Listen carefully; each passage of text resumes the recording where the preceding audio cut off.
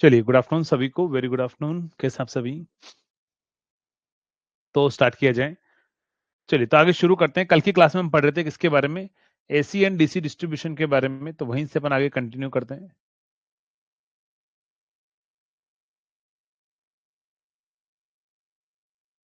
AC and DC distribution किसके साथ में पढ़ चुके थे हम? यूनिफॉर्म लोडिंग हम पढ़ चुके थे। नेक्स्ट होगा हमारे पास में DC distributor, DC distributor, DC distributor, और क्या होगा हमारे पास में? Uniform loading, sorry, concentrated loading, concentrated loading, concentrated loading. Uniform loading हम कल की क्लास में हम पढ़ चुके थे ना। यूनिफॉर्म लोडिंग हम कल पढ़ चुके थे। और अगर हम बात करें इसके अंदर, तो सबसे पहला पॉइंट अगर मैं बात करूं, फीड फ्रॉम वन एंड, क्या होगा हमारे पास में? Feed from one and, feed from one and, feed from one and. अगर आपको DC distributor feed from one and के बारे में अगर आपसे बोल दिया जाए, क्या बोल रहे हो सर? आज मॉर्निंग में रीजनिंग वाली क्लास, अभी एक नया फोल्डर बनेगा और फिर उसमें अपलोड करूंगा, क्योंकि कन्हैया सर ने पीडीएफ नहीं भेजी है अभी तक। तो पीडीएफ जब मिलेगी मुझे, तो मैं आपको नया फोल्डर बनाकर अपलोड कर दूंगा मैं। ठीक है, चलिए।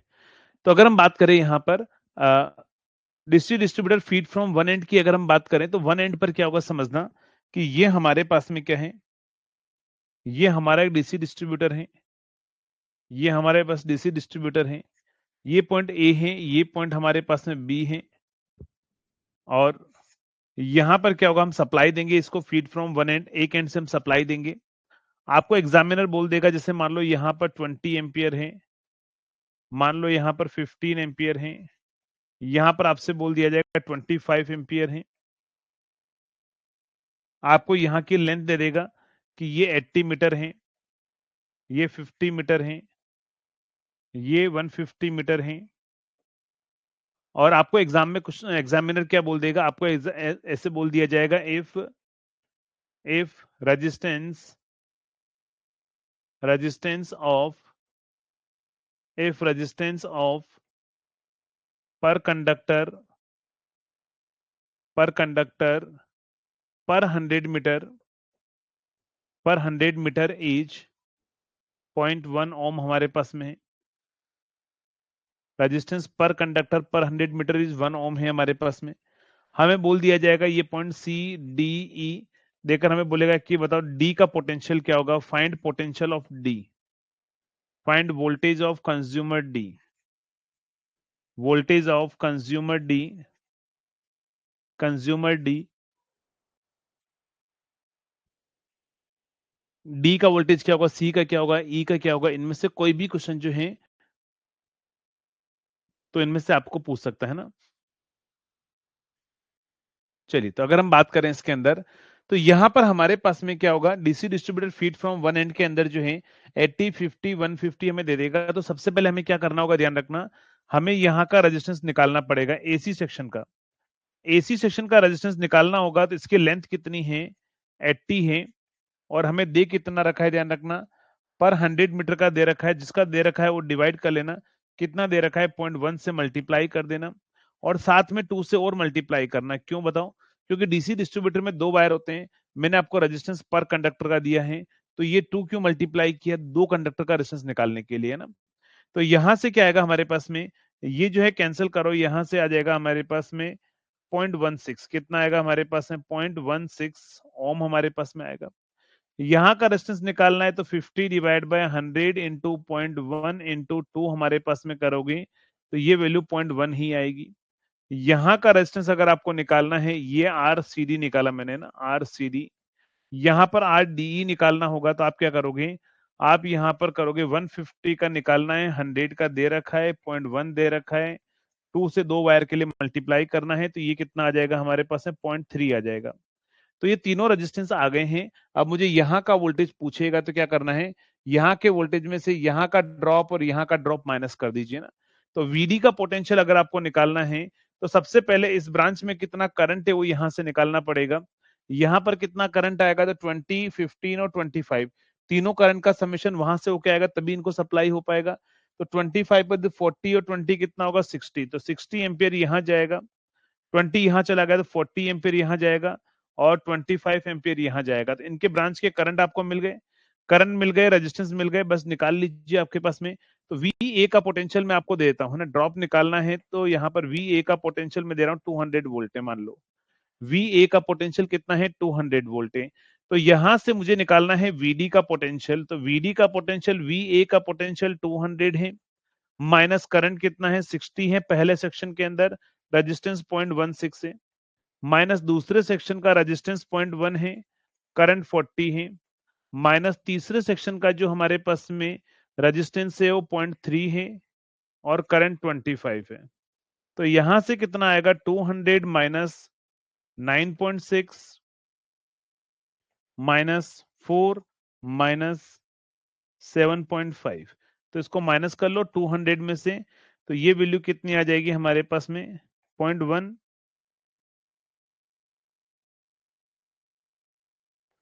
21.1 माइनस कर लीजिए, तो ये आ जाएगा 179.9, ये आंसर आ रहा है वोल्ट, 179.9 वोल्ट, क्या 100 है, रेजिस्टेंस यहाँ का 4.1 है, और करंट कितना है, 40 है, 0.1 इंटू 40 है, ठीक है, यही आंसर आ रहा है, जल्दी से बताओ। कंज्यूमर डी का जो वोल्टेज है, यहां का वोल्टेज निकालना है, तो यहां में से 200 में से यहां का ड्रॉप और यहां का ड्रॉप माइनस कर दिया मैंने, वीडी 100 आ रहा है। एक बार देखो मैंने कहा मिस्टेक की है, अगर मैंने कहीं मिस्टेक की है तो बता दो।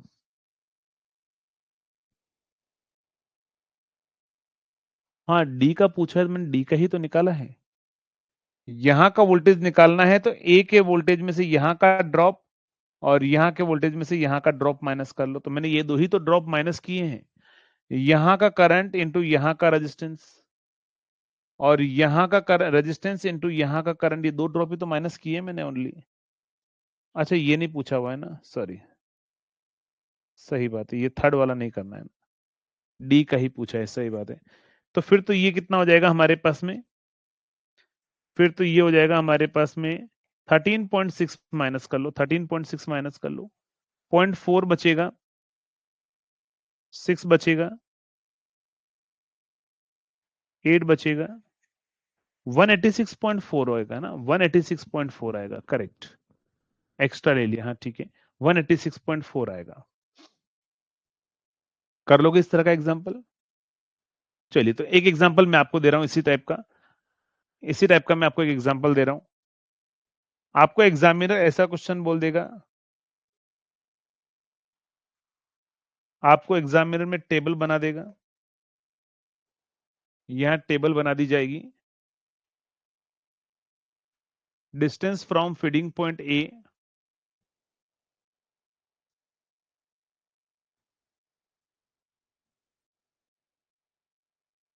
आपसे बोल दिया जाएगा ये होगा distance from feeding point A, distance from feeding point A,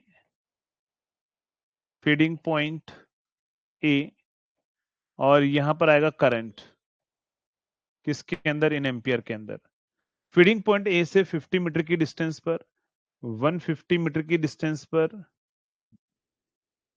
और यहां पर फीडिंग पॉइंट ए से ध्यान रखना 300 मीटर की डिस्टेंस पर, 300 मीटर की डिस्टेंस पर, यहां पर 20 एम्पियर, 10 एम्पियर, और कितना है हमारे पास में, 30 एम्पियर जा रहा है। आपसे बोल दिया जाएगा find far end voltage, far end voltage, far end voltage, where आपसे बोल दिया जाएगा if feeding point voltage equal to, यहां से आपको बोल दिया जाएगा feeding point voltage, feeding point voltage, feeding point voltage, वो हमारे पास में 220 वोल्ट है, फीडिंग पॉइंट वोल्टेज 220 वोल्ट है, फार हैंड वोल्टेज आपको बताना है, और रेजिस्टेंस पर कंडक्टर पर 100 मीटर 0.2 है। चलो बताओ क्या आंसर आएगा, सॉल्व करेंगे, देखते हैं कौन सही आंसर देता है इस बार।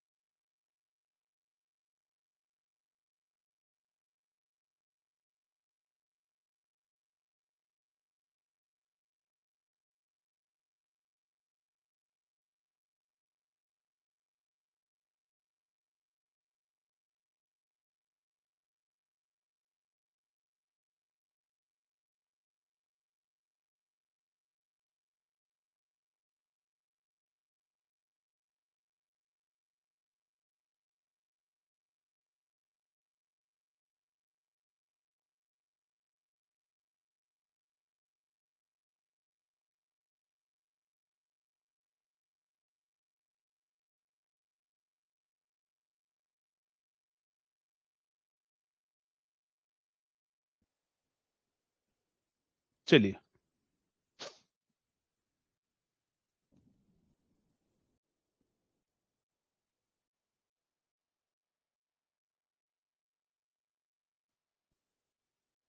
क्या आंसर आ रहा है? 148।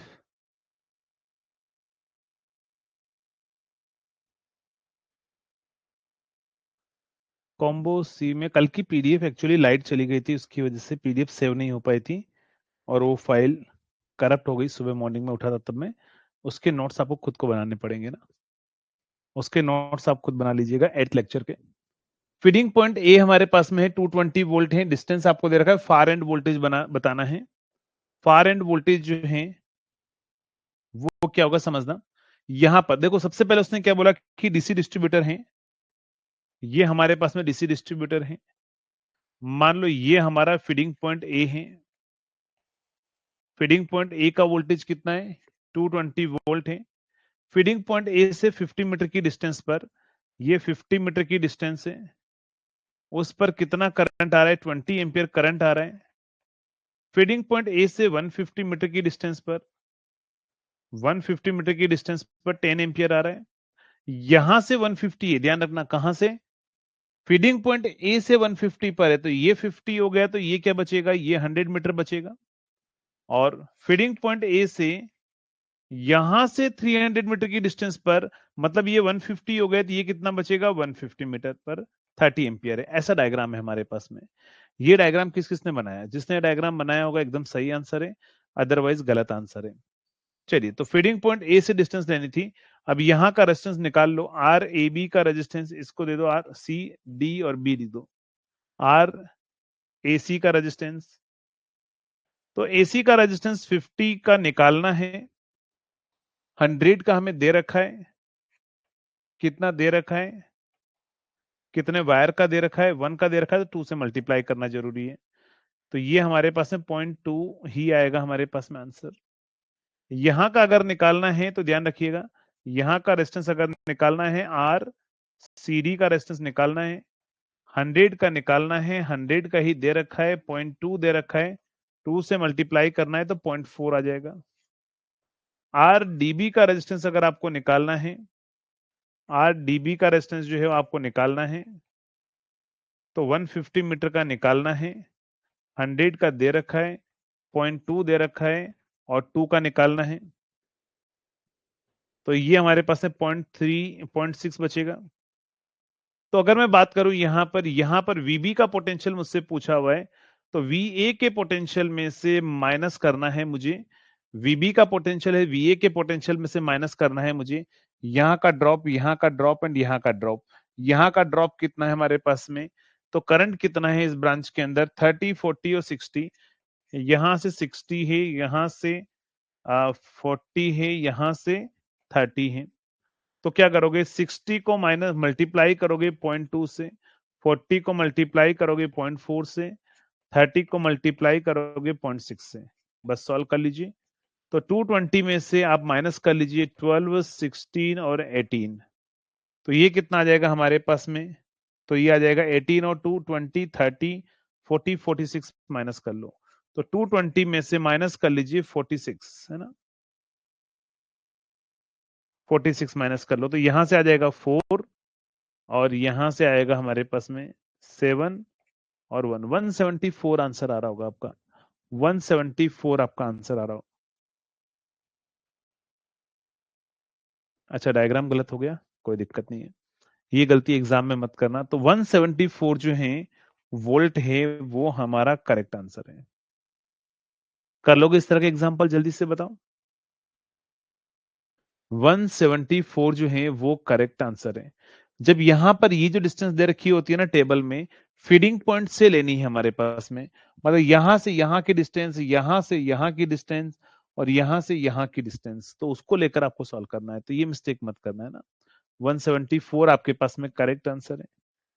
चलिए अगला क्वेश्चन हमारे पास में, एक और मैं आपको देता हूं, एक और मैं आपको देता हूं, लास्ट क्वेश्चन, फिर हम फीडिंग फ्रॉम बोथ एंड पर बात करेंगे। इस बार सही आंसर आना चाहिए आपको।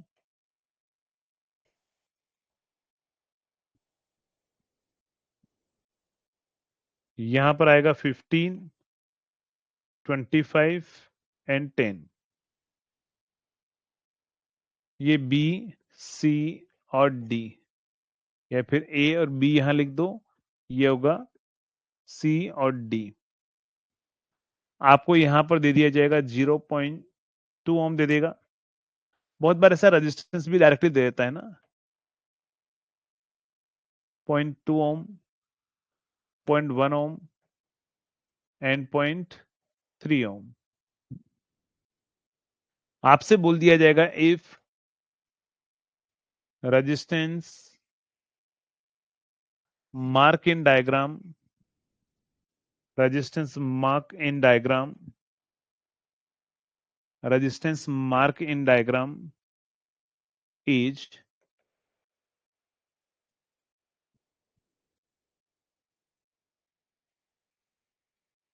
both conductor if far end voltage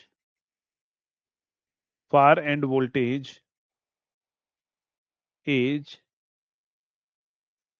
200 volt, is 200 volt, find feeding point voltage, feeding point voltage, feeding point voltage कितना होगा, बताएंगे क्या आंसर आएगा। फीडिंग पॉइंट वोल्टेज कितना होगा, जल्दी से बताओ क्या आंसर आएगा।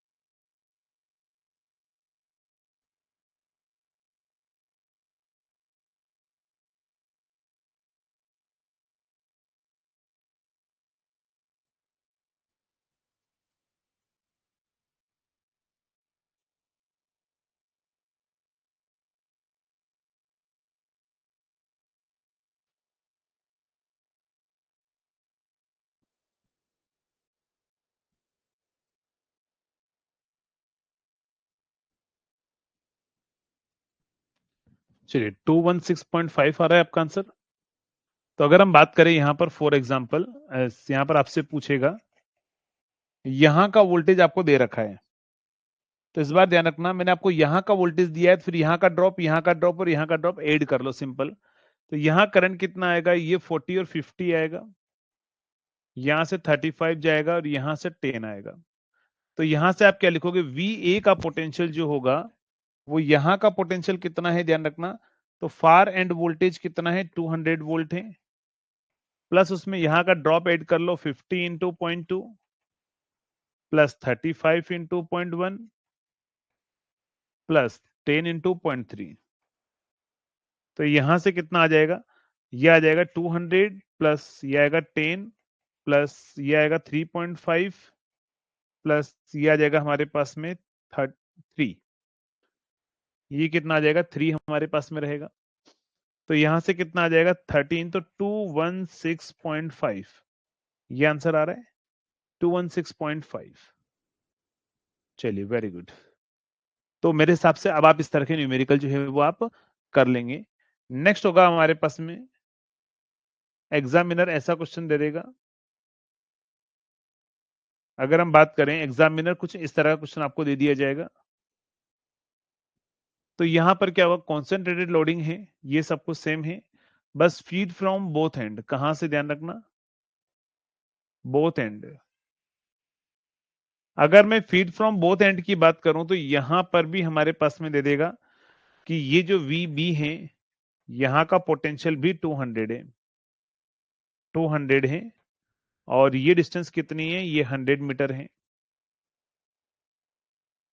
आपसे पूछेगा find minimum consumer voltage, minimum consumer voltage, minimum consumer voltage. चलो देखो एक और चीज है ना, ध्यान रखना, आप सभी के जानने की इच्छा होती है, मानता हूं कि आप सभी को भी इंजीनियरिंग में पढ़ने में थोड़ा सा इंटरेस्ट आने लगा है, और मेरे हिसाब से आने लगा होगा आपको कि इंजीनियरिंग बहुत इंटरेस्टिंग है। बट इतना जानने की इच्छा होती है कि बहुत बार तो ऐसा भी होता है कि हम ऐसा क्वेश्चन जानना चाहते हैं जिसका जानने से कोई मतलब नहीं होगा। अभी आज एक सुबह सुबह एक स्टूडेंट का फोन आया था, उसने बोला कि सर मुझे एक डाउट है, मैंने कहा बताइए। तो उनका क्वेश्चन क्या था, सुनो। उनका क्वेश्चन ये था कि सर आपने जो स्लिप रिंग इंडक्शन मोटर पढ़ाई है, और स्लिप रिंग इंडक्शन मोटर ने, सर आपने स्लिप रिंग को कहाँ लगाया, आपने स्लिप रिंग को लगाया कहाँ पर, ध्यान रखना, आपने स्लिप रिंग को लगाया सर शाफ्ट पर। मैंने कहा हाँ, ठीक है सही बात है। सर यहां से आप 3 वायर बाहर निकालते हो, ये 3 वायर हैं जो आपके पास में आप यहां से बाहर निकालते हो, ये 3 वायर जो आप बाहर निकालते हो, और 3 वायर यहां पर जब आप कनेक्ट करते हो। मैंने कहा ठीक है बताओ आगे क्या है। तो उसने बोले कि सर ये ऐसा डायग्राम जब आप बनाते हो जब आपकी शाफ्ट घूमती है, तो सर जब ये शाफ्ट घूमेगी तो सर ये वायर टूट नहीं जाएंगे क्या। क्वेश्चन आपने देखा, आपने क्वेश्चन क्या पूछा था, क्वेश्चन ये पूछा था कि सर ये स्लिप रिंग इंडक्शन मोटर है, 3 वायर बाहर आते हैं, शाफ्ट पर घूमेंगे, शाफ्ट पर रखे होंगे, शाफ्ट घूमेगी सर उसके साथ में, तो ये वायर इसके साथ में से फोल्ड होते जाएंगे, वायर टूट नहीं जाएगा क्या। आपने ऐसा कैसे लगाया। देखो यार ऐसे डाउट के लिए क्वेश्चन, मतलब मुझे तो लगा कोई बहुत बेहतरीन कोई डाउट होगा, competition exam point of view से डाउट होगा। तो मैंने उनको बोला, मैंने कहा कि देखो यार प्रैक्टिकल चीजें प्रैक्टिकल कंपनी में जाके करना, कोई दिक्कत नहीं, कंपनी में जाकर देखना। बोले सर फिर भी मतलब वो फील नहीं आ रहा, समझ में नहीं आ रहा क्या करना है, कि वायर कैसे यहाँ पर कनेक्टेड रहेगा, टूट नहीं जाएगा क्या वायर। तो ऐसे डाउट के लिए फोन ना करें, और ऐसे डाउट के लिए ऊपर से फोन किया, मतलब कैसे कर लेते हो यार, इतना हिम्मत कैसे आ जाती है। चलिए इसका आंसर बताएंगे ना। तो ये है फीड फ्रॉम बोथ एंड, है ना, फीड फ्रॉम बोथ एंड। चलो, तो इनका कंपटीशन से कोई लेना देना नहीं है। अच्छा यस बोले सर आपको ऑनलाइन में थप्पड़ मार देना चाहिए था। नहीं मेरा मन तो कर रहा था, लेकिन क्या करूं, फिजिकली थप्पड़ फिजिकली मार सकते हैं ना, ऑनलाइन में थप्पड़ मारने का भी कुछ ना कुछ ढूंढना पड़ेगा।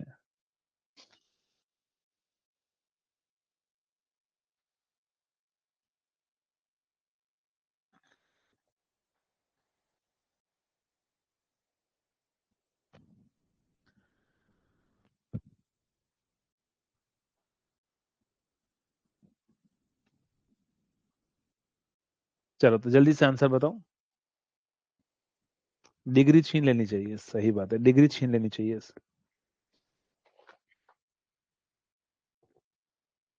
चलो इसको जल्दी सॉल्व करो।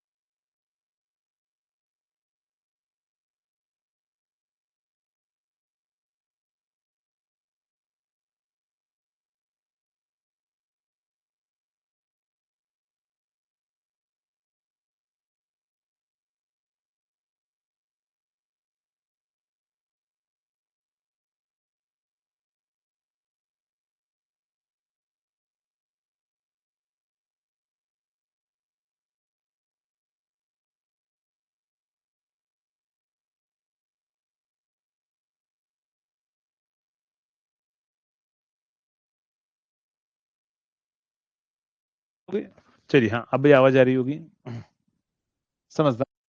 अगर मैं बात करूं यहां से, आप मुझे बताएंगे कि यहां से कितना करंट आएगा। आप मुझे बताओगे यहां से कितना करंट फ्लो होगा इस ब्रांच से।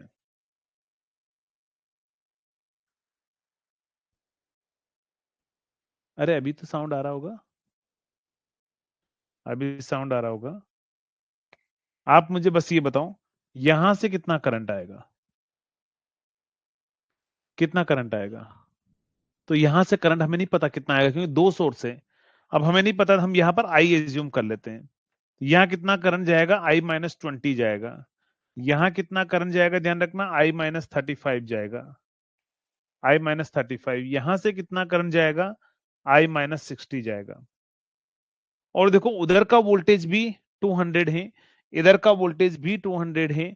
बताओ दोनों के बीच का पोटेंशियल डिफरेंस कितना होगा। दो पॉइंट है जिनका वोल्टेज हमारे पास में जो है वो कितना है 200 और 200 है, तो बताओ पोटेंशियल डिफरेंस कितना है? जीरो है ना, कोई वोल्टेज का डिफरेंस नहीं है, दोनों ही वोल्टेज सेम है, तो पोटेंशियल डिफरेंस को आप जीरो कर देना है ना। ड्रॉप जो होगा, ड्रॉप लिख सकते हो, ड्रॉप होगा वो क्या होगा, जीरो होगा। तो यहां पर लिख दो आई इंटू रेजिस्टेंस कितना है 0.16, तो ये लिख दो 0.16 इंटू आई प्लस यहां पर कितना होगा हमारे पास 0.1 into I minus 20, 0.1 into I minus 20 plus यहां पर क्या होगा 0.3 into I minus 35, 0.3 into I minus 35 plus यहां पर कितना आएगा हमारे पास में 0.2 into I minus 60, 0.2 into I minus 60, ये ड्रॉप जीरो कर दो। तो यहां से आप ऐड कर लो 0.6, 0.1, 0.26 हो जाएगा, 0.3 कितना हो जाएगा 0.56 हो जाएगा, 0.56 और 2 कितना हो जाएगा हमारे पास में 0.76 हो जाएगा ना। तो 0.76 आई माइनस यहां से करंट कितना होगा 2, यहां से करंट कितना आएगा, तो ये कितना आ जाएगा हमारे पास में 10.5 माइनस यहां से कितना आ जाएगा 12 इक्वल टू 0। तो पहले यहां से आप मुझे करंट बताओ कि करंट आई की वैल्यू कितनी आ रही है। तो 12 और ये कितना हो जाएगा 22, 24 है ना, 24.5 डिवाइड बाय 0.76 क्या होगा 24.5 डिवाइड बाय 0.76। तो इसका आंसर जो है वो क्या आएगा, जल्दी से आप मुझे बताएंगे, जल्दी से आप मुझे बताओ कितना आंसर आ रहा है 24.5.76। ये करंट कितना आ रहा है एक बार आप मुझे बता दो।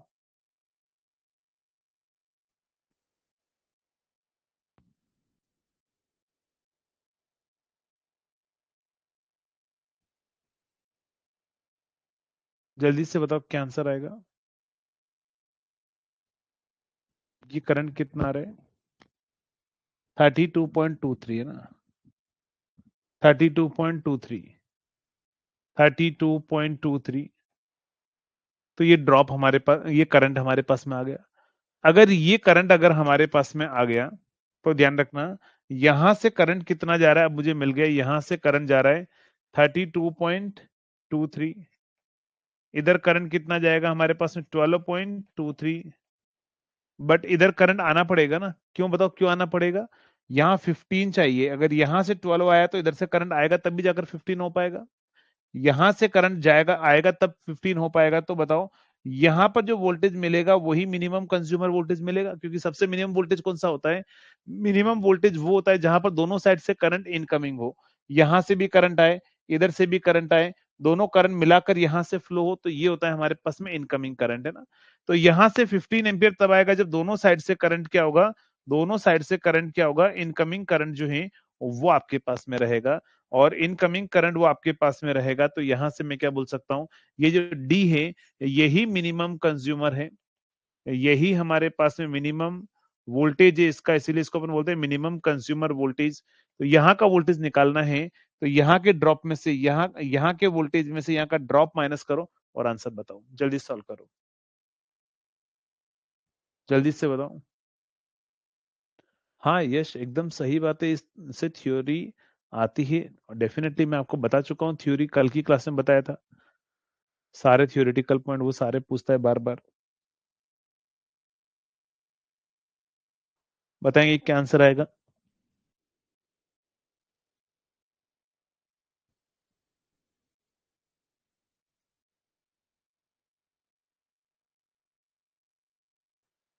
फीड फ्रॉम बोथ एंड का आने का चांसेस थोड़ा कम है, लेकिन देखो करना तो पड़ेगा ना, क्या पता पूछ ले।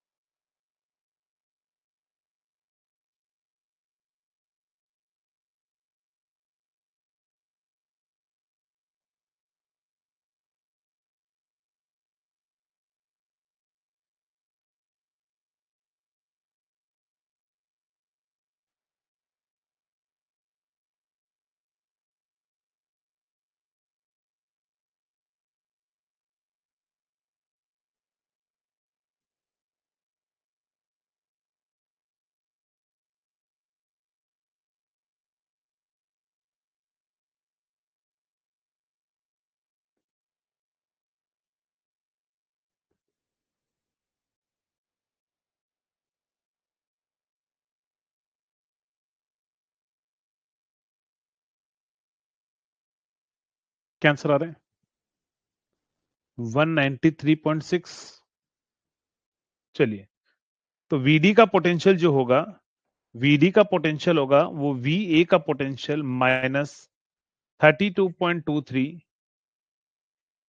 मल्टीप्लाइड विद रेजिस्टेंस 0.16 माइनस 12.23 और 0.1, 12.23 मल्टीप्लाइड विद 0.1।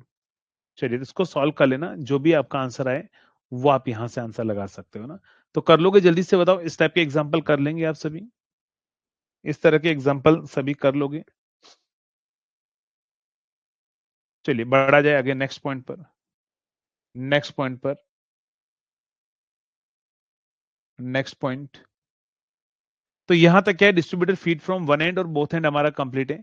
एग्जामिनर एग्जाम में ऐसा क्वेश्चन भी पूछ लेगा रिंग मेन डिस्ट्रीब्यूटर के बारे में।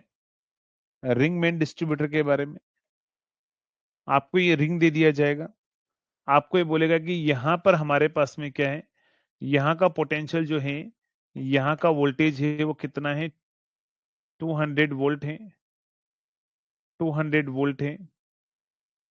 यहां से ध्यान रखना कितना, 100 मीटर की डिस्टेंस पर, 100 मीटर की डिस्टेंस पर, 100 मीटर की डिस्टेंस पर 50 एम्पियर करंट है। और ये हमारे पास में 50 मीटर की डिस्टेंस पर, 50 मीटर की डिस्टेंस पर 100 एम्पियर है। और ये रिमेनिंग डिस्टेंस कितनी है, टोटल मिला के वायर 300 मीटर का है ना, ये 100 मीटर है। 100, 100 नहीं, फिर इसको ये 200 मीटर का ही कीजिए, ये 50 मीटर कर दो, ये 50 मीटर है, 200 मीटर का वायर है। आपसे बोल दिया जाएगा इफ रेजिस्टेंस पर 100 मीटर, रेजिस्टेंस पर कंडक्टर पर 100 मीटर एज, रेजिस्टेंस पर कंडक्टर पर 100 मीटर एज हमारे पास में कितना है, 0.2 ओम। फाइंड वीबी एंड वीसी, ये पॉइंट ए है, बी है और सी है। फाइंड वीसी एंड वीबी, वीबी है ना, वीसी और वीबी का वोल्टेज कितना होगा बताओ। तो इसमें भी सबसे पहले क्या करना है, ध्यान रखना, ये एक पूरा एक लूप है, इस पूरे लूप का वोल्टेज ड्रॉप कितना होगा, 0 होगा। तो लूप का वोल्टेज ड्रॉप 0 करके आप सॉल्व कीजिए, आपका आंसर आ जाएगा।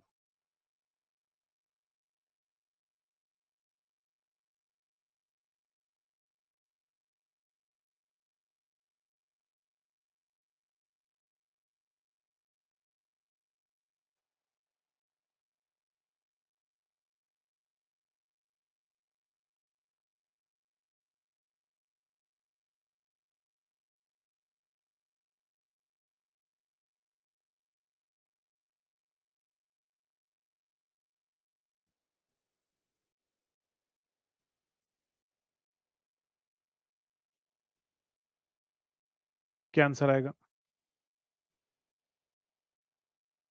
रेजिस्टेंस पर कंडक्टर पर 100 मीटर जो है वो 0.2 ओम है। पहले वोल्टेज ड्रॉप 0 करेंगे, करंट निकालेंगे और देन उसके बाद में सॉल्व करना है।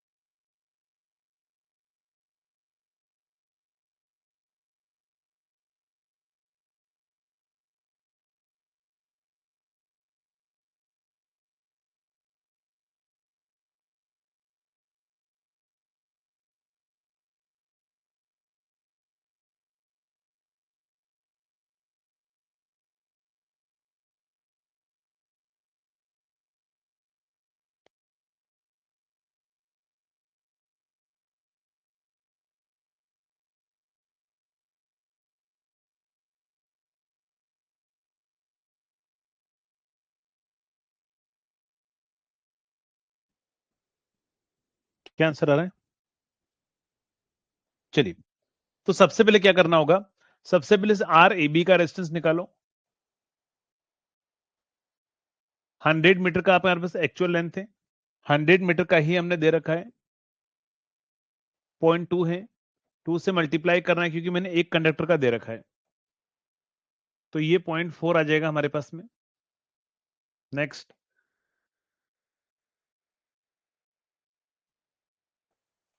आर बी सी 50 मीटर है, 0.2 है और 2 से मल्टीप्लाई करोगे तो 0.2 आएगा। आर ए सी जो है वो हमारे पास में कितना है, 50 है, 100 मीटर है, 0.2 है, इंटू 2 है, तो ये भी 0.2 आएगा। अब आपने पूरे का ड्रॉप जीरो किया होगा, ड्रॉप जीरो करने का मतलब क्या होगा, मुझे नहीं पता यहां से कितना करंट आ रहा है, मैं आई एज्यूम करूंगा, यहां से आई माइनस 50 होगा, यहां से आई माइनस 100 होगा, आई माइनस 100 और हो जाएगा, आई माइनस 150 हो जाएगा ना।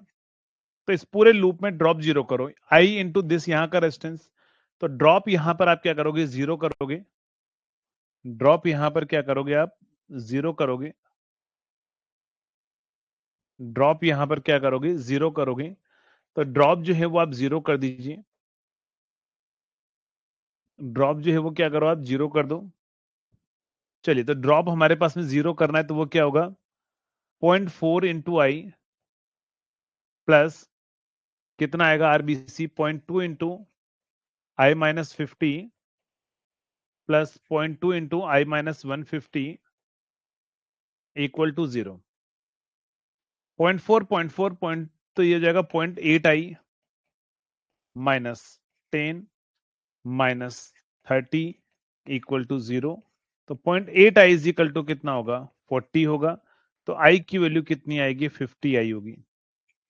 आई अगर 50 आया होगा तो यहां से इसका मतलब मैं क्या बोल सकता हूं कि इधर से 50 एम्पियर करंट आ रहा होगा, तो ये 50 सारा इधर चला जाएगा, इस ब्रांच में कितना करंट फ्लो होगा, कोई करंट नहीं होगा, रिमेनिंग यहाँ 100 कहां से आएगा, ध्यान रखना, तो ये 100 एम्पियर करंट जो है वो इधर से आएगा, 100 एम्पियर करंट, और वो यहां पर चला जाएगा ना, तो इधर से 50 एम्पियर करंट जा रहा होगा हमारे पास में, इस वाली ब्रांच में कोई करंट फ्लो नहीं होगा, तो यहां से क्या करो, वीए में से यहां का ड्रॉप माइनस कर दो, ये आ जाएगा वीबी। वीबी कितना होगा हमारे पास में, तो वी ए मतलब 200 में से यहाँ का ड्रॉप करंट इंटू रेजिस्टेंस कितना आएगा, -50 इंटू 0.4, तो यहां से कितना आएगा, 20 चला जाएगा, तो ये 180 आएगा वीबी का पोटेंशियल। वी सी का पोटेंशियल कितना होगा, यहां में से यहाँ का ड्रॉप माइनस कर दो, क्योंकि देखो एक्चुअल में करंट इधर आ रहा है, वहां में से यहाँ का ड्रॉप माइनस कर दो, तो 200 में से माइनस कर लीजिए, करंट 100 है और रेजिस्टेंस कितना है, आर ए सी 0.2 है, 20 माइनस आ जाएगा, तो ये भी 180 आएगा, तो आंसर 180 180 आ रहा होगा। ये आंसर आया 180 180 दोनों का, किस किस का आंसर आया था जल्दी से बताओ। वे तो वैसे भी आप निकालने की जरूरत नहीं थी, ये 180 है, यहाँ कोई ड्रॉप है ही नहीं, तो ये भी पूरा 180 होगा, दोनों सेम ही रहेगा। मैं तो आपके आंसर 140 160 देख रहा था, मैं 140 160 ऐसा मैं देख रहा था, आंसर आएगा हमारे पास में 180 एम्पियर जो है वो हमारा एकदम सही आंसर होगा। चलिए बताएंगे, कर लोगे अब इस टाइप का एग्जांपल, अगर आपको पूछ लिया जाए रिंग में डिस्ट्रीब्यूटर हो, मतलब रिंग में दिया गया हो, आपको पता है इस बार दिया था इसे क्वेश्चन किसके अंदर, आरआरबी के अंदर,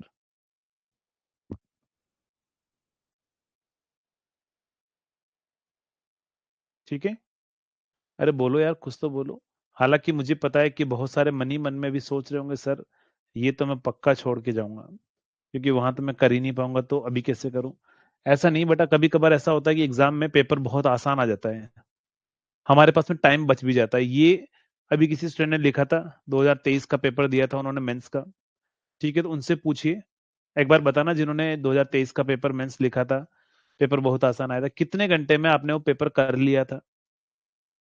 2023 एसएससी जेई सीबीटी 2 पेपर कितने आवर्स में, 2 घंटे का पेपर होता है, कितने टाइम में आप सभी लोगों ने कर लिया था जिन्होंने पेपर दिया था 2023 का। तो मैं आपको बताता हूँ, 1 आवर में पेपर कर लिया था, है ना। 2 आवर का पेपर था, इतना आसान पेपर आ गया था कि 2 आवर का पेपर था, मोस्ट ऑफ द स्टूडेंट ने उस पेपर को 1 आवर में ही कर लिया था, 1 आवर या 1.5 आवर मैक्सिमम, ये तो बहुत ज्यादा टाइम लगा था, 1 आवर के अप्रोक्स में पूरा पेपर हो गया था वो, है ना। ठीक है, तो 1 आवर का पेपर बच गया। मान लो उस पेपर में एक आध ऐसा क्वेश्चन आ जाए जितना आसान पेपर हो, लास्ट में आधा घंटा आपके पास में बच जाए, तो कर पाओगे या नहीं कर पाओगे, जल्दी से बताओ।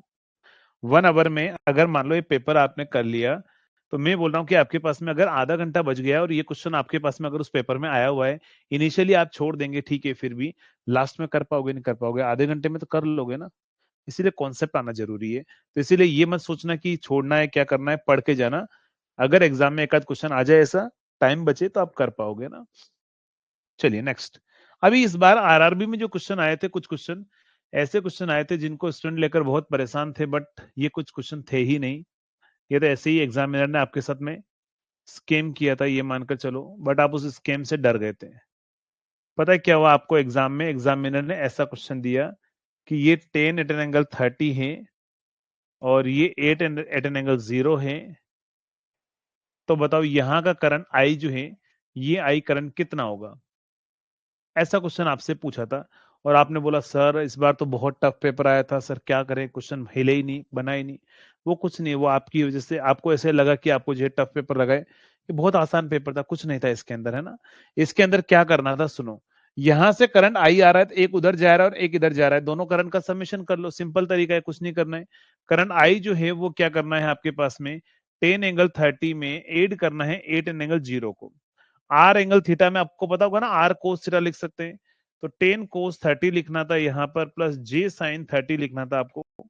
और यहां से कितना आ जाएगा हमारे पास में, +8 80 रहेगा, है ना। तो ये कितना हो जाएगा, √3/2, तो ये 10 प्लस कितना होगा, √3/2, 10, और यहाँ से √3/2, और यहाँ से j 1/2 और +8, तो यहाँ से कितना था, 5√3 +8, ये हो गया रियल पार्ट पूरा, और ये हो गया इमेजनरी पार्ट। ठीक है, कैलकुलेटर अलाउड था आपके एग्जाम के अंदर, ध्यान रखना, आरआरबी के अंदर कैलकुलेटर अलाउड था, एसएससी सीबीटी में भी कैलकुलेटर अलाउड है। इस करंट का मैग्नीट्यूड पूछेगा तो क्या करोगे बताओ, ये जो 5√3 है +8 है, उसका स्क्वायर कर देना, रियल पार्ट का स्क्वायर, +1/2 इमेजनरी पार्ट का स्क्वायर, ये 10 से और मल्टीप्लाई करना इसको ना, 10 से और मल्टीप्लाई करना, 10 से, तो ये 5 बचेगा ना, ये 5 बचेगा, तो यहां पर 5 का स्क्वायर कर देना, बस ये आंसर आ गया। अगर आपको एंगल पूछेगा तो एंगल जो है वो कैसे निकालोगे, 10 inverse imaginary part upon real part, मतलब 5/5√3 +8, इसको सॉल्व करना था 10 के अंदर एंगल निकालने के लिए। तो ये आपके पास में जो है, ये आपका आंसर था। कर लोगे जल्दी से, बताओ ऐसा क्वेश्चन, जल्दी से एक बार रिप्लाई करेंगे, कर लोगे इस टाइप का एग्जाम्पल? ये कुछ भी नहीं था एग्जाम्पल, आप लोग ऐसे ही डर रहे थे। ठीक है, चलिए मैं आपको एक और क्वेश्चन देता हूं, इसी टाइप का एक क्वेश्चन मैं आपको देता हूं, आपको मुझे इसका आंसर बताना है। यहां से करंट आई आ रहा है,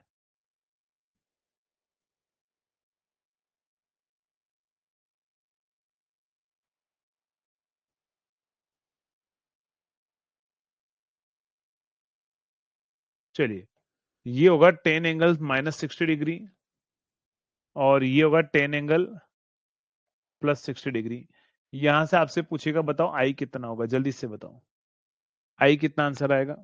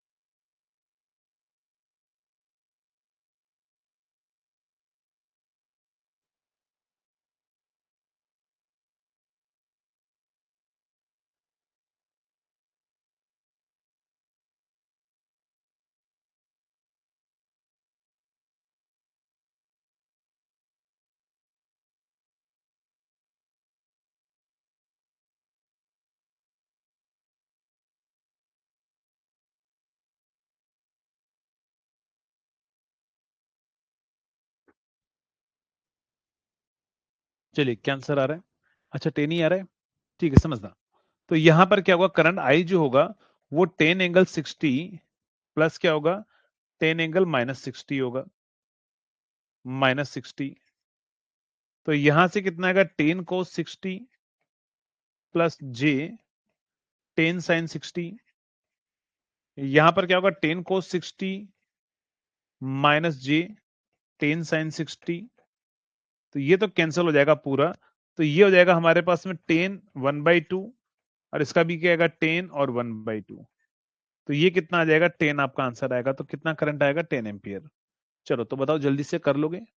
10 ∠0 हमारा आंसर रहेगा।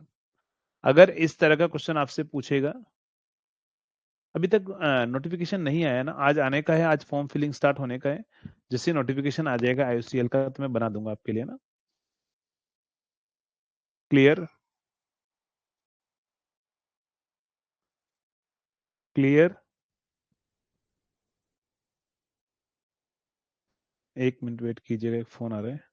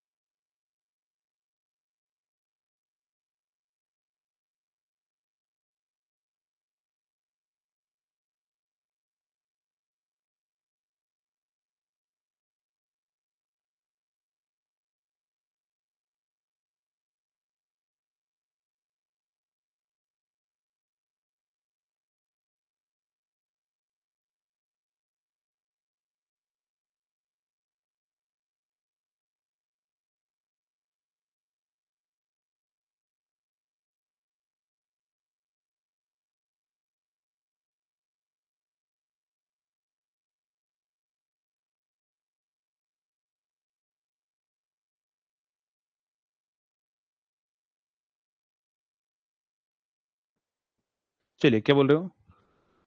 FLT 130 क्वेश्चन अटेम्प्ट किए थे, 109 आया है। बस टाइम मैनेज नहीं कर पा रहे हैं। 20 से 25 क्वेश्चन गलत हो रहे हैं, बहुत ज्यादा गलत हो रहे हैं बेटा, इतने गलत नहीं होने चाहिए। चलो तो आगे बढ़ा जाए यहां से। तो यहां तक हमारा ये चैप्टर जो है वो खत्म होता है। अब अपन आते हैं कहां पर, power factor compensation method. Power factor compensation method. Power factor compensation method. Power factor compensation method. चलिए, अगर हम पावर फैक्टर कंपनसेशन या पावर फैक्टर इंप्रूवमेंट मेथड की अगर हम बात करें, तो पावर फैक्टर इंप्रूवमेंट मेथड या कंपनसेशन मेथड कौन कौन से होंगे, उस पर जाने से पहले आप मुझे बताएंगे, आपको एग्जामिनर एग्जाम में बोलेगा कि advantage of high power factor क्या होता है, जल्दी से बताओ। Advantage of high power factor, advantage of high power factor क्या होता है, जल्दी से बताओ। अगर आपका पावर फैक्टर हाई रहता है तो उसके क्या क्या एडवांटेज होंगे, आप मुझे बताएंगे। Advantage of high power factor क्या होगा?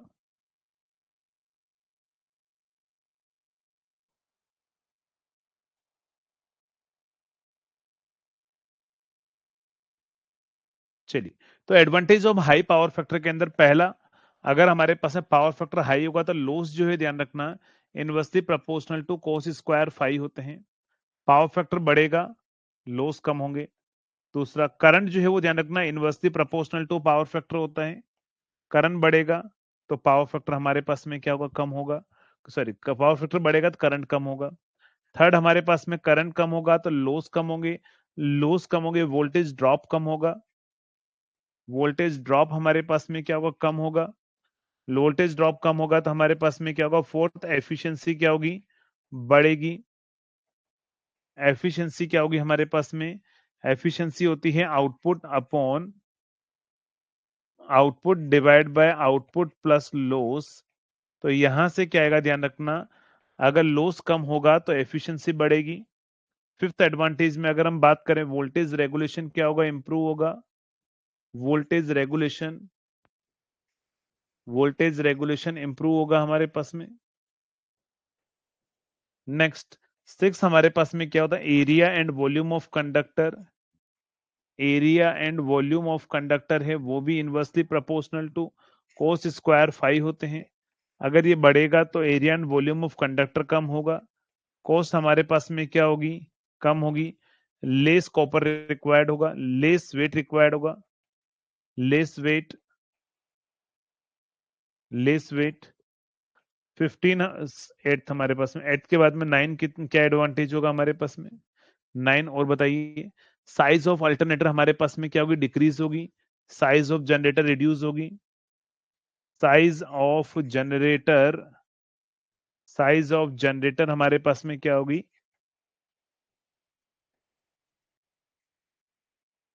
रिड्यूस्ड होगी, है ना। साइज ऑफ जनरेटर हमारे पास में क्या होगी, कम होगी। तो ये हमारे पास में क्या होगा, साइज ऑफ जनरेटर अल्टरनेटर क्या होगी, रिड्यूस होगी। Very good.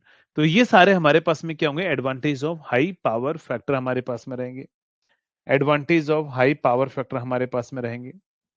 नेक्स्ट, अगर हम बात करें इसके बाद में, तो पावर फैक्टर कंपनसेशन का जो मेथड होता है, पहला होता है shunt capacitor compensator. Shunt capacitor, चलो इसको भी बताने से पहले एक मैं टेबल बना लेता हूं, फिर उसके बाद में इसकी बात करते हैं। यहां पर एक टेबल याद रखिएगा। हम बात करें किसके बारे में, हम अगर बात करें तो हम यहां पर बात कर रहे हैं इंडक्टर, और यहां कैपेसिटर के बारे में बात कर रहे हैं। और यहां पर हम बात करेंगे लेगिंग, और दूसरा हम लीडिंग के बारे में बात करेंगे। जल्दी से बताओ, इंडक्टर लेगिंग रिएक्टिव पावर क्या करता है, एब्जॉर्ब करता है या फिर सप्लाई करता है। लेगिंग वॉर, वॉर मतलब रिएक्टिव पावर, लेगिंग वार। चलिए, तो बताएंगे आप मुझे, इंडक्टर जो है कौन सा लोड होता है, ध्यान रखना इंडक्टर हमारे पास लेगिंग लोड होता है, तो लेगिंग रिएक्टिव पावर एब्जॉर्ब करता है। ध्यान रखना, इंडक्टर लेगिंग लोड, जो जैसा लोड है वो वैसा पावर एब्जॉर्ब करेगा। सिंपल लैंग्वेज में क्या बोला मैंने, जो जैसा लोड है वो वैसा पावर क्या करेगा, एब्जॉर्ब करेगा। लेगिंग लोड है, लेगिंग वॉर क्या करेगा, वो एब्जॉर्ब करेगा। क्या करेगा, लेगिंग वॉर एब्जॉर्ब करेगा हमारे पास में। और उसके अपोजिट में सप्लाई करेगा, लीडिंग क्या करेगा, सप्लाई करेगा ना। लीडिंग वॉर क्या करेगा, सप्लाई करेगा। कैपेसिटर कौन सा है, लीडिंग लोड है तो लीडिंग एब्जॉर्ब करेगा। लीडिंग क्या करेगा, एब्जॉर्ब करेगा। और लेगिंग क्या करेगा, हमारे पास में सप्लाई करेगा। तो जो जैसा लोड है वो वैसा पावर क्या करेगा, एब्जॉर्ब करेगा। बाकी उसके अपोजिट में क्या करेगा, सप्लाई करेगा। चलिए, तो अब हम बात कर रहे हैं, हम बात करें किसके बारे में, हम बात करें शंट कैपेसिटर कंपनसेटर के बारे में। Shunt capacitor compensator, shunt capacitor compensator, shunt capacitor compensator. अगर मैं शंट कैपेसिटर कंपनसेटर की अगर मैं बात करूं, यहां पर शंट कैपेसिटर कंपनसेटर की अगर मैं बात करूं, तो समझना, शंट कैपेसिटर कंपनसेटर जो है, यहां पर ध्यान रखना, ये हमारी बस बार है, ये लाइन है, और ये हमारे पास में क्या है, लोड है। यहां पर हम क्या लगा रहे हैं, कैपेसिटर लगा रहे हैं। आप मुझे बताओ, ये शंट कैपेसिटर कंपनसेटर कब लगाओगे, जब लोड को यहां पर रिएक्टिव पावर की डिमांड ज्यादा होगी तब लगाओगे, या फिर लोड को रिएक्टिव पावर की डिमांड कम होगी तब लगाओगे शंट कैपेसिटर कंपनसेटर। जल्दी से बताओ। शंट कैपेसिटर कंपनसेटर जो है आप कब लगाओगे? लोड को रिएक्टिव पावर की डिमांड हायर होगी तब लगाओगे या लोअर होगी तब लगाओगे? तो आपको सभी को पता है कैपेसिटर क्या काम करता है। ये जो रिएक्टिव पावर में जो बोल रहा हूं ना, by default lagging reactive power की ही बात करते हैं ना। तो लेगिंग रिएक्टिव पावर की डिमांड ज्यादा होगी तब हम यहाँ पर क्या लगाएंगे? कैपेसिटर अपन लगाएंगे। तो यहाँ पर जब हमें ध्यान रखना, इसको अपन कहाँ यूज करते हैं? During peak load, used during during peak load, used during peak load condition. कहाँ यूज करते हैं? ध्यान रखना, पीक लोड कंडीशन में हम इसको यूज करते हैं, जहां पर रिएक्टिव पावर क्यूसी है और यहां से Q2 क्या है? जनरेटर सप्लाई कर रहा है। तो पीक लोड कंडीशन में जब पावर सप्लाई करते हैं तो क्यूसी जो है वो रिएक्टिव पावर का फॉर्मूला डायरेक्टली याद रखना, मैं डेरिवेशन नहीं करा रहा हूँ। P1 10 ∅1 माइनस 10 ∅2 ये हमारे पास में होता है। ध्यान रखना, ये पावर फैक्टर को इंप्रूव करता है। ये पावर फैक्टर पहले था, ∅2 क्या होता है? इंप्रूव होने के बाद में पावर फैक्टर हमारे पास में होता है। तो ये P1 10 ∅1 माइनस 10 ∅2 हमारे पास में ये क्या है? ये है reactive power supplied by compensator. ये कंपनसेटर कितना सप्लाई करेगा वो है। तो ये फॉर्मूला है three phase reactive power supplied by compensator.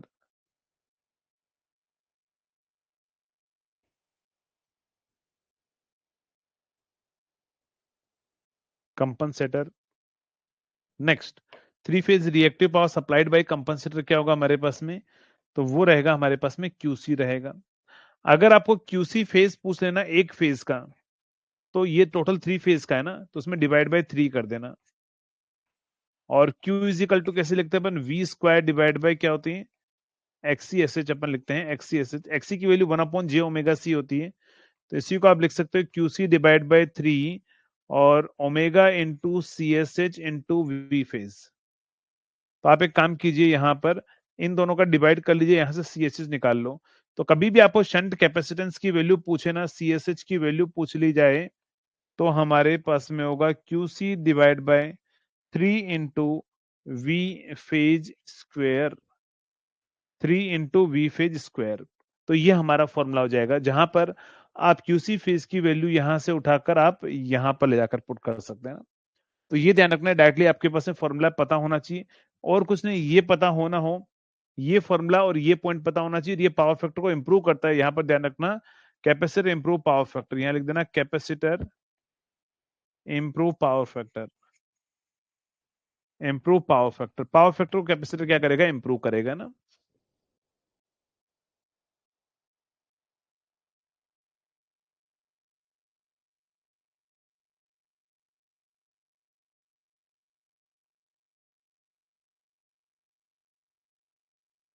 अगर हम बात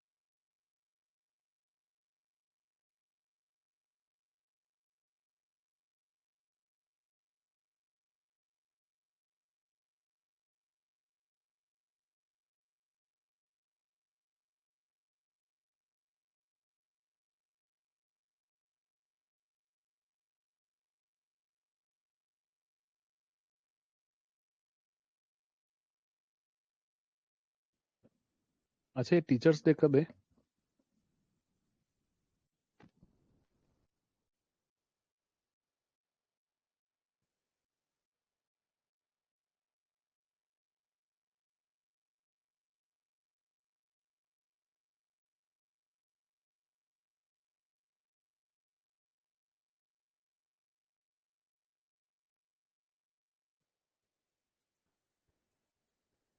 अच्छा, 5th को होता है क्या? ठीक है, चलिए। तो बढ़ते हैं अपन आगे नेक्स्ट पॉइंट पर। शंट इंडक्टर कंपनसेटर की बात कर रहे थे हम। हाँ, शंट इंडक्टर अपन कहाँ लगाते हैं? इंडक्टर अपन लगाते हैं ड्यूरिंग नो लोड और लाइट लोड कंडीशन पर। ये क्या काम करता है? फेरेंटी इफेक्ट को इंप्रूव करने का काम करता है ना। यहाँ पर क्या करेगा, जो हमारे पास में शंट इंडक्टर हैं, शंट इंडक्टर हैं, शंट इंडक्टर जो है वो क्या करेगा, ध्यान रखना, इंप्रूव, शंट इंडक्टर इंप्रूव क्या करेगा हमारे पास में? फेरेंटी effect, फेरेंटी effect, फेरेंटी effect. Shunt inductor क्या करेगा? इंप्रूव करेगा हमारे पास में फेरेंटी इफेक्ट हमारे पास में। अच्छा, 5 तारीख को है ना, अभी डेट कितनी हुई? 5 तारीख थोड़ी ना हुई है क्या? आज तो 3 तारीख है। चलिए, तो अगर हम बात करें इसके अंदर, तो यहां पर क्या करना, आप सिर्फ सिंपल इतना सा काम करना, क्या होगा हमारे पास में? क्यूएल जो है इसको उल्टा कर देना है ना, 5 1 माइनस 5 2 की जगह 10 5 2 माइनस 5 1 कर देना, 10 5 2 माइनस 5 1 कर देना। ये क्या होगा, three phase reactive power supplied की जगह क्या हो जाएगा, इंडक्टर एब्जॉर्ब करता है ना, तो यहां पर लिख देना एब्जॉर्ब। यहां पर क्या करोगे, देखो ध्यान रखना, ये पूरा सेम रहेगा। यहां एक्सेल कर देना, एक्सी की जगह क्या करोगे, एक्सेल एसएच कर देना। एक्सेल की वैल्यू ओमेगा एल होती है ना, तो ये हो जाएगा वी फेज का square divide by omega into LSH कर देना। तो यहां से एलएसएच उधर ले जाना, और इसको ऊपर और उसको नीचे ले आना, और यहां से आप वैल्यू निकाल सकते हो। वैसे उतना डीप में नहीं पूछेगा, वो यहां तक पूछेगा। आपको जेईई लेवल में नॉर्मली जो पूछेगा, क्या पूछेगा, ध्यान रखना, आ, कब कनेक्ट करते हैं, किस कंडीशन पर कनेक्ट करते हैं, फॉर्मूला क्या होता है, और किस लिए कनेक्ट करते हैं, क्या इंप्रूव करने का काम करता है। तो ये क्या काम करेगा, ध्यान रखना, आपके पास में फेरेंटी इफेक्ट को इंप्रूव करने का काम करेगा ना। अच्छा, ऑफलाइन में रहते तो समोसा खाते, कोई दिक्कत नहीं, समोसा जो है कभी भी खा लेंगे यार। आप लोग आने के लिए तैयार हो तो मैं, कोई दिक्कत नहीं, मैं आपके लिए एक बड़ा सा हॉल वॉल बुक कर लेता हूँ, एक सेलिब्रेशन टाइप का अपन इवेंट प्लान कर लेते हैं, कोई दिक्कत ही नहीं है, अगर आप लोग आने के लिए तैयार हो तो, 10 तारीख को। बट मैं नहीं चाहता हूँ ना, कभी एग्जाम सर पर है, आपका 1 दिन या 2 दिन भी कोई भी वेस्ट हो, क्योंकि आप इतने दूर दूर से आओगे। एक दिन आपका आने में लगेगा, एक दिन यहाँ एंजॉयमेंट में लगेगा, फिर एक दिन जाने में लगेगा, तो 3 दिन जो है आपके बर्बाद हो जाएंगे ना। तो मैं सोच रहा हूँ कि एक बार आपका एग्जाम हो जाए एसएससी जेई का, फिर उसके बाद में आते हैं, जरूर रहेगा ना। मैं ऑफलाइन नहीं पढ़ाता हूँ, ऑफलाइन ऑफलाइन पहले पढ़ाता था, कोविड से पहले।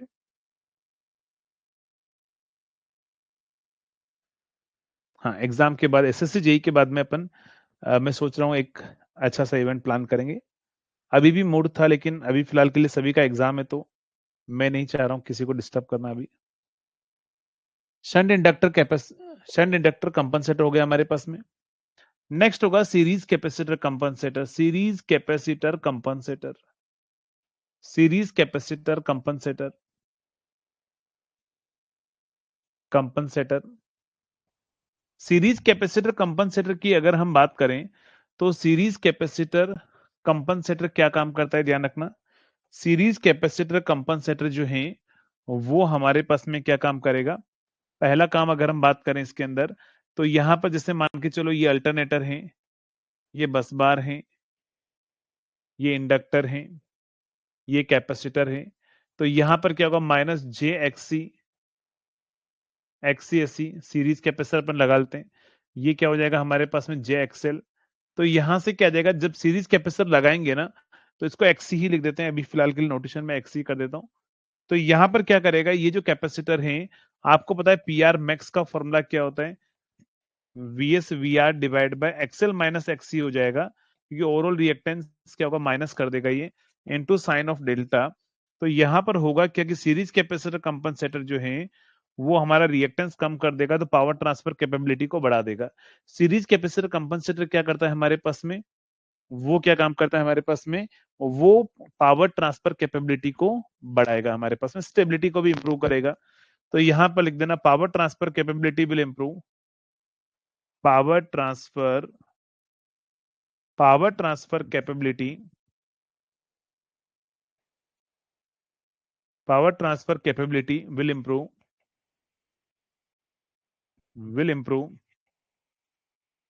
सीरीज कैपेसिटर कंपनसेटर क्या करेगा, पावर ट्रांसफर कैपेबिलिटी को इंप्रूव करेगा। साथ में हमारे पास में क्या काम करेगा, वो ध्यान रखना, वोल्टेज रेगुलेशन को भी इंप्रूव करेगा। Voltage regulation will improve, voltage regulation will improve. तो पावर ट्रांसफर कैपेबिलिटी इंप्रूव होगी, वोल्टेज रेगुलेशन हमारे पास में क्या होगा, इंप्रूव होगा। तो ये दोनों पॉइंट आपको क्या करना है, आपको याद रखना है। तो ये आपके पास में सीरीज कैपेसिटर कंपनसेटर काम करेगा। नेक्स्ट हमारे पास में क्या होगा, एक स्टेबिलिटी भी लिख दो, एक को लिख दो, stability will improve, stability will improve, stability will improve.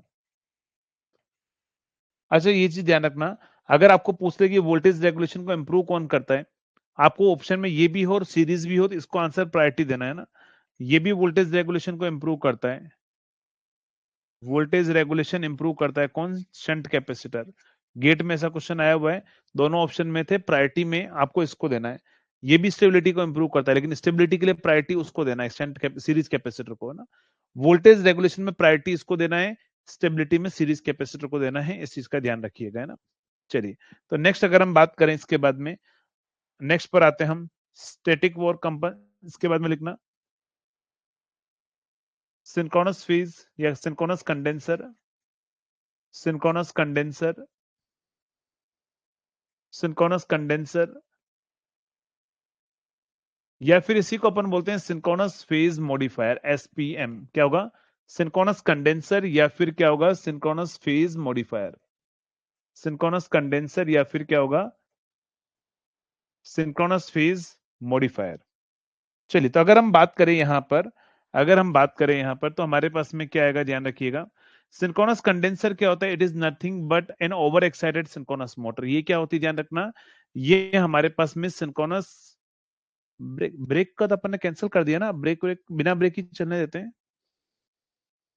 हम आराम से बढ़ लेंगे, 15-20 मिनट और पढ़ लेते हैं कंटिन्यूअसली,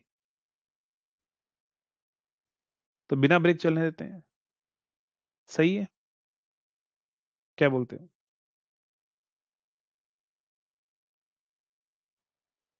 हाँ कंटिन्यू, ठीक है। चलिए, तो अगर हम बात करें यहाँ पर, सिंक्रोनस कंडेंसर क्या होता है, यहाँ पर हमारे पास में क्या होगी, it is an over excited synchronous motor, over excited synchronous motor,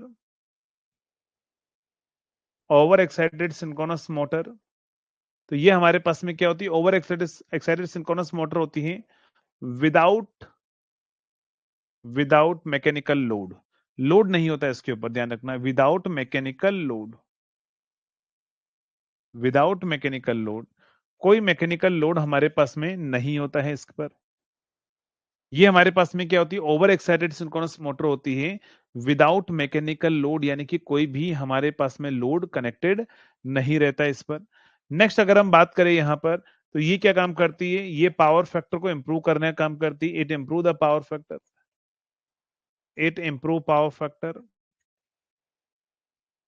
it improve power factor. तो ये पावर फैक्टर को इंप्रूव करने का जो है वो हमारे पास में काम करेगी ना, ये पावर फैक्टर को इंप्रूव करने का जो है वो काम करेगी हमारे पास में, कौन, सिंक्रोनस कंडेंसर। नेक्स्ट, इसी को अपन क्या बोलते हैं, also cold, it is also cold, it is also cold over excited, over excited SPM, over excited SPM. SPM का मतलब होगा सिंक्रोनस फेज मॉडिफायर, क्या होता है, सिंक्रोनस फेज मॉडिफायर। चलिए, तो आपको एग्जाम में ऐसा क्वेश्चन पूछेगा, आपको एग्जाम में इस तरह का क्वेश्चन आपसे पूछ लिया जाएगा, आपसे ये बोल दिया जाएगा कि a three phase motor takes 120 kilowatt from supply and its power factor is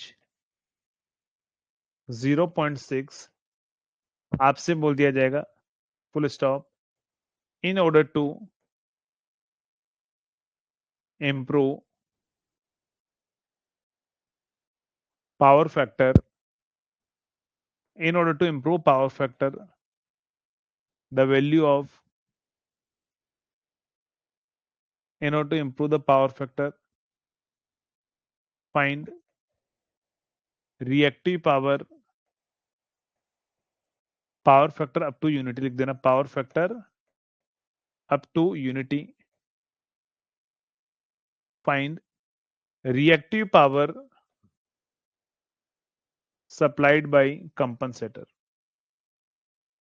reactive supplied by shunt compensator।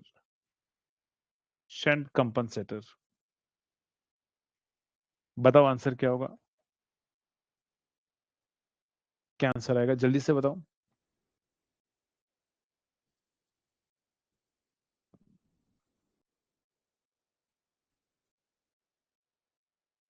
Definitely अभिषेक, थोड़ा बहुत एक्टिव पावर एब्जॉर्ब करेगी।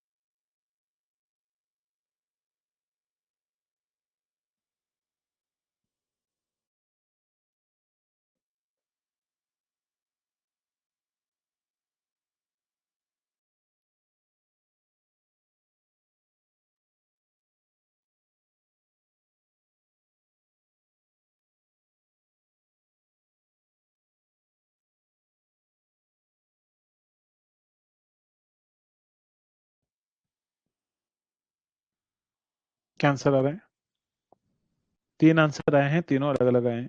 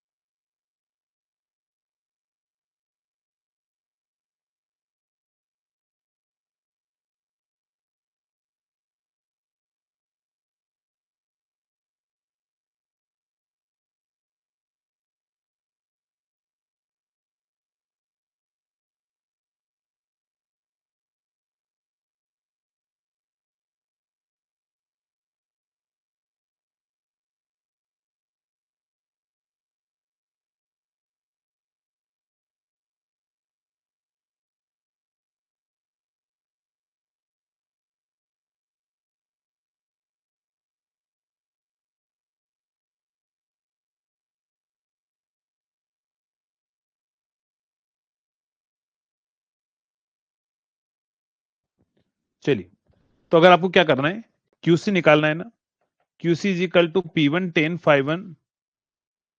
φ1 माइनस 10 φ2 कर लीजिए। बहुत टाइम लगा आपको। देखो इधर समझो, पी मैंने आपको दे रखा है कितना है, 120 है, 120 है। 10 φ क्या होता है, साइन अपॉन कोस। मैंने आपको पहले, ये φ1 कौन सा है ध्यान रखना, पहले इंप्रूव होने के बाद φ2 होता है। तो यहां पर आपको पता है कोस φ2 जो मैंने आपको दे रखा है वो 1 दे रखा है। कोस φ2 1 है तो φ2 0 होगा हमारे पास में। कोस φ1 जो है वो मैंने आपको दे रखा है 0.6, तो फिर साइन φ1 कितना होगा, 0.8 होगा। तो यहां से आएगा हमारे पास में 0.8 बाई 0.6 और माइनस 10 0 होता है। तो बस ये आ जाएगा हमारे पास 120 इंटू 4/3। तो यहां से कितना आ जाएगा, 4। तो यहां से आ जाएगा हमारे पास में 160 आंसर आएगा। 160 आंसर आएगा। ये आंसर किस किस का आ रहा था बताओ।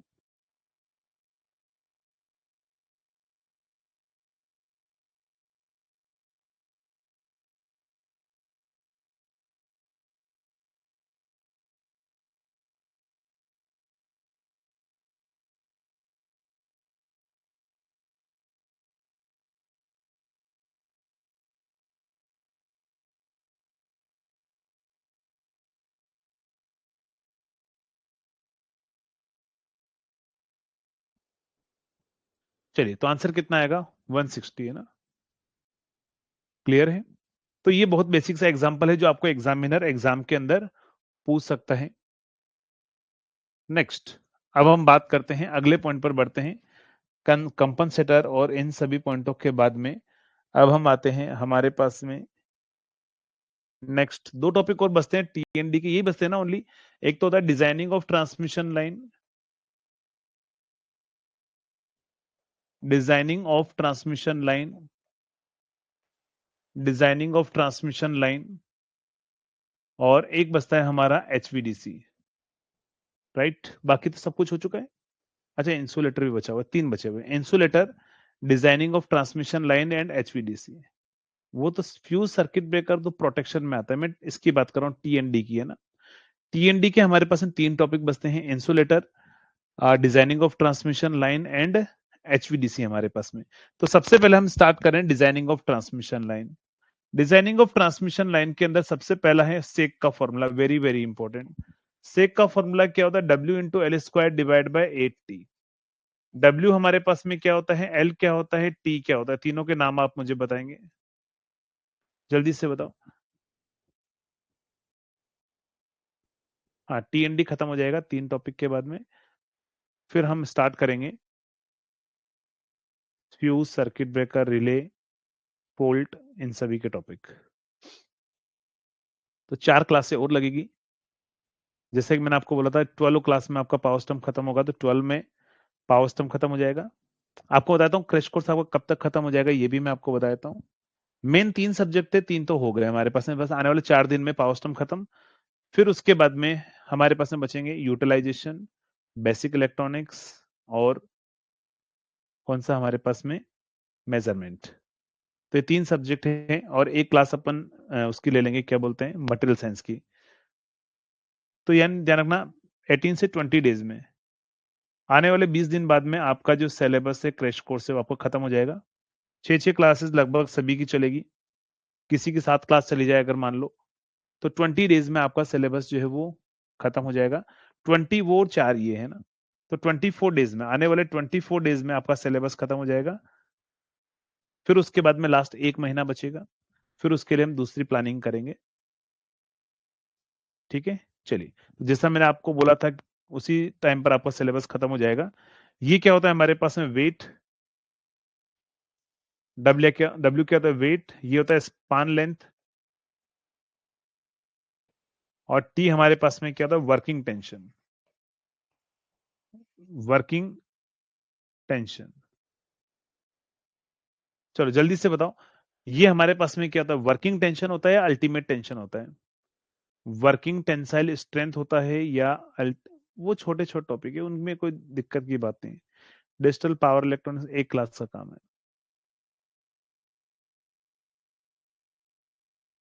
चलो जल्दी से बताओ, वर्किंग टेंसाइल स्ट्रेंथ या वर्किंग टेंशन होता है ना, वर्किंग टेंशन। लेकिन आपने देखा होगा एग्जामिनर जो है वो आपको एग्जाम में ये नहीं देता है, आपको देता है अल्टीमेट टेंसाइल स्ट्रेंथ देता है ना। तो वर्किंग टेंसाइल स्ट्रेंथ जो होगा वो क्या होगा, जल्दी से बताओ। वर्किंग टेंशन या tensile strength, working tension equal to क्या होगा हमारे पास में, ultimate tension, ultimate tension divide by क्या होगा, सेफ्टी फैक्टर, सेफ्टी फैक्टर। आप उसमें सेफ्टी फैक्टर का डिवाइड करना है ना, सेफ्टी फैक्टर का आप डिवाइड करना। हाँ correct, ultimate tension divide by क्या होगा, सेफ्टी फैक्टर हमारे पास में रहेगा। नेक्स्ट, आपको एग्जामिनर ये बोलेगा कि अगर हम लेंथ को डबल कर दें ना, स्पान लेंथ को डबल कर दें, तो बताओ सेक कितने टाइम्स हो जाएगा, सेक कितने टाइम्स हो जाएगा हमारे पास में। तो सेक स्क्वायर है, 4 टाइम्स हो जाएगा ना, कितना हो जाएगा, 4 टाइम्स हमारे पास में आ जाएगा। तो ऐसा क्वेश्चन वो पूछेगा ही पूछेगा आपको थोड़ा सा, इसके ऊपर न्यूमेरिकल भी देगा। साथ में हमारे पास में क्या होगा, नेक्स्ट आपसे पूछ लेगा कि टेम्परेचर बढ़ने के साथ साथ में, टेम्परेचर इंक्रीज होगा अगर, देन आपसे पूछेगा, देन सेक पर क्या फर्क पड़ेगा और टेंशन पर क्या फर्क पड़ेगा। सेक और टेंशन बताओ क्या फर्क पड़ेगा। आपने देखा हो गर्मियों के टाइम पर सेक का मतलब क्या होता है, ये मानकर चलिए दो पोल हैं और यहाँ पर वायर, आपने देखा हो गर्मियों के टाइम पर ऐसा होता है, नीचे की डायरेक्शन में जोल, जिसको अपन हिंदी में बोलते हैं जोल, वायर ऐसा होना चाहिए लेकिन ऐसा नहीं होकर यहाँ पर क्या होता है, कुछ सेग आ जाता है, इसको अपन बोलते हैं सेग। ये हमारे पास में क्या होगा, सेग होगा। तो टेम्परेचर बढ़ने के साथ साथ में आप देखो गर्मियों पर वायर ज्यादा नीचे होता है, मतलब सेक ज्यादा होता है, सर्दियों में कम होता है तो सेक कम होता है ना। तो टेम्परेचर बढ़ेगा तो सेक क्या होगा, बढ़ेगा, और टेंशन क्या होगी हमारे पास में, कम होगी। टेंशन क्या होगी हमारे पास में, कम होगी। सेग हमारे पास में क्या होगा, बढ़ेगा टेम्परेचर बढ़ने पर, और टेंशन हमारे पास में कम होगी। सेग और टेंशन का जो अपन कर्व बनाते हैं टेम्परेचर के रेस्पेक्ट में, सेक टेंशन का कर्व बनाते हैं हम किसके रेस्पेक्ट में, टेम्परेचर के रेस्पेक्ट में। सेक टेंशन का कर्व बनाते हैं टेम्परेचर के रेस्पेक्ट में, जिसमें सेक बढ़ता है और टेंशन कम होती है, इसको क्या बोला जाता है, जल्दी से बताओ। टेंशन और सेग, चलिए बताओ जल्दी से। सेक बढ़ेगा तो टेंशन कम होती जाएगी, ये आपकी जिंदगी भर भी जो है अप्लाई होता है। धीरे धीरे जब आपकी उम्र बढ़ेगी, आपका झुकाव बढ़ेगा, आप बूढ़े हो जाओगे, कमर झुकने लग जाएगी, टेंशन आपकी कम हो जाएगी।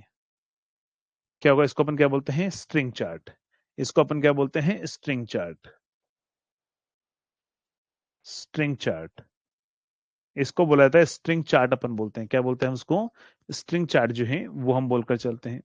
नेक्स्ट, अभी आजकल क्वेश्चन जो आ रहा है ना, वो क्वेश्चन ऐसा आ रहा है कि डिफरेंट हाइट के पोल हैं, जिससे मानकर चलिए आपसे बोल दिया जाएगा कि ये एक पोल है, दिस इज अनदर पोल। आपसे बोल दिया जाएगा कि ये दो पोल हैं, ये वायर आपस में कनेक्टेड है। आप मुझे बताओ हाइट ज्यादा है तो हमारे पास में सेक क्या होगा, सेक कहां पर ज्यादा होगा, लोअर हाइट वाले पोल पर सेक ज्यादा होगा या हायर हाइट वाले पर सेक ज्यादा होगा, ऐसा आपने देखा होगा, ऐसा आपने देखा होगा कर, कहां पर,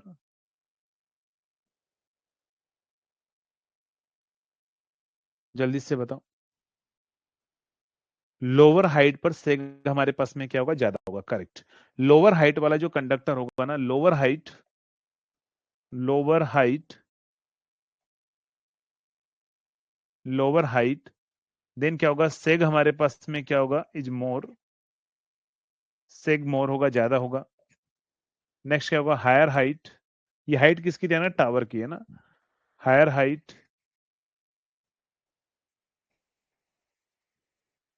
सेग हमारे पास में क्या होगा, लेस होगा, सेग हमारे पास में क्या होगा, लेस हमारे पास में रहेगा।